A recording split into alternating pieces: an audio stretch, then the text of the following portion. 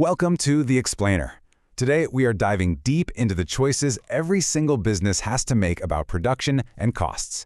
This is the real nuts and bolts of how a company works and, ultimately makes a profit.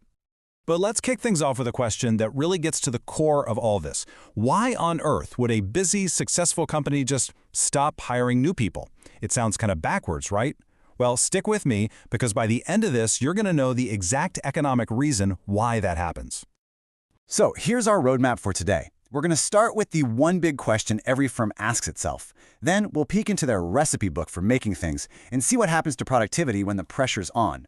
After that, we'll translate all of that into dollars and cents, learn to read these super important cost curves, and finally, we'll look at the growing pains of long-term expansion.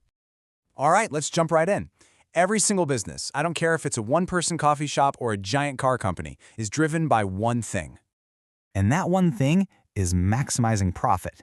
It's a pretty simple formula, really. All the money you bring in, your revenue, minus what it costs you to make your stuff. Now, everyone loves to focus on revenue, but here's the deal. A company has zero chance of maximizing its profit if it doesn't first get a serious handle on its production, and most importantly, the costs that go along with it.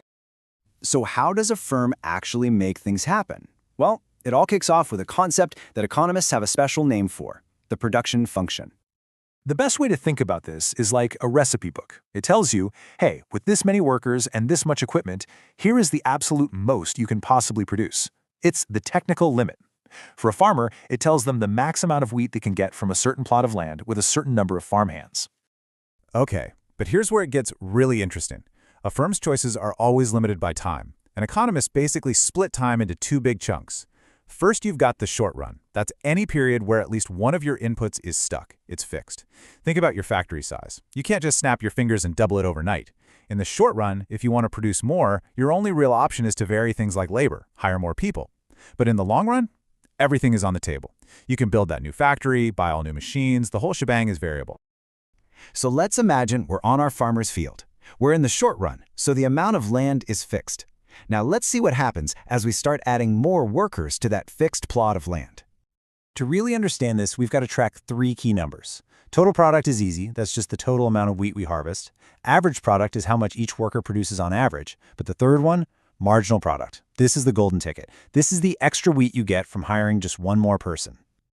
Okay, now look at the story these numbers tell. Check out that marginal product column. Our first worker adds 10 bushels of wheat. The second adds 14. The third one adds a whopping 16. Productivity is shooting up. But then, look what happens. The fourth worker, they only add 10. The fifth adds just 6. The extra output you get from each new person starts to drop off. This pattern isn't some random coincidence. It's a fundamental principle in economics, and it has a name: the law of diminishing marginal product. And here's why it happens. It's actually pretty intuitive. At first, when you add a few workers, they can specialize. One person can drive the tractor, another can plant seeds, and they become super efficient. But remember, the land is fixed. Eventually, the field just gets crowded. People start tripping over each other, getting in the way. That's why the marginal product curve has that classic upside-down U shape. It goes up, hits a peak, and then it has to come back down. So, our farmer knows all about productivity. Great, but that's only half the story. Is it always a good idea to hire that next worker? To answer that, we have to connect our production recipe to cold, hard cash. And that brings us to something called the cost function. Here's the key idea. A smart firm is always going to choose the absolute cheapest combination of inputs to produce whatever they're making.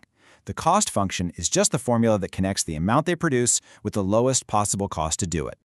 All right, time to put on our accountant visors. Let's zoom into the books and break down all these costs, and we're still in the short run, so remember, the factory size is fixed. Look, every single cost a business has fits into one of these buckets. You've got fixed costs, like the rent on your building. You pay that whether you make one widget or a million. Then you have variable costs, like wages for your workers. The more you make, the more you pay. Add them together, you get total cost. And just like with production, we can look at the averages and, most importantly, the marginal cost. That's the extra cost of producing just one more unit. Now check out these numbers. I want you to focus on that very last column, the marginal cost, or SMC. See what's happening? It goes down from 10 to 8 to 6, 5, 4. And if we kept this table going, it would start to rise again. It's making a U shape. Hey, does that shape look a little familiar? Of course it does. And this is the magic link, where everything clicks. That U-shaped marginal cost curve is a perfect mirror image of the upside-down U from our marginal product curve. Think about it. When your extra workers are getting more and more productive, the cost of making one more thing goes down. But when they start getting in each other's way and their productivity falls, well, the cost to make that next unit starts to go up. They're two sides of the same coin. So these curves you see in textbooks, they aren't just random lines. They are the direct financial result of what's happening on the factory floor. And this gets us back to our big question from the very beginning. Why does a busy firm stop hiring? Because of this. Eventually, that next worker adds less to the pile than the person before them, diminishing marginal product. That means the cost to get that extra output, the marginal cost, starts rising. And that is the exact point where a smart business puts on the brakes. All right, let's zoom out. We're now in the long run. The firm can change absolutely everything. It can build a bigger factory, lease more land, anything goes. In the long run, we talk about something called returns to scale. The question is this: if you double all of your inputs, double your workers, double your factory size, double everything, what happens to your output? If it more than doubles, you've got increasing returns, and their average cost per unit falls. Nice. If it exactly doubles, that's constant returns. But if your output less than doubles, well, that's decreasing returns, and your average costs are actually going to rise. So, just like in the short run, the long-run average cost curve is also U-shaped. At first, as a company gets bigger, it gets more efficient. Think bulk discounts and better technology. But eventually, if it gets too big, the sheer complexity of managing this giant operation kicks in. Things get inefficient, and the average costs start to creep back up. And that's really the big takeaway here. The story of these curves isn't just some abstract theory. It is the hidden logic, the invisible architecture behind every major business decision a company makes. How to price its products, who to hire, and when it's time to grow. So this brings us full circle, right back to that profit equation. We've just done a seriously deep dive into the cost side of things. We've got it mastered. But what about the other half? What about the money coming in, the revenue? That's the next piece of the puzzle a firm has to figure out, and that is exactly what we're going to break down next time.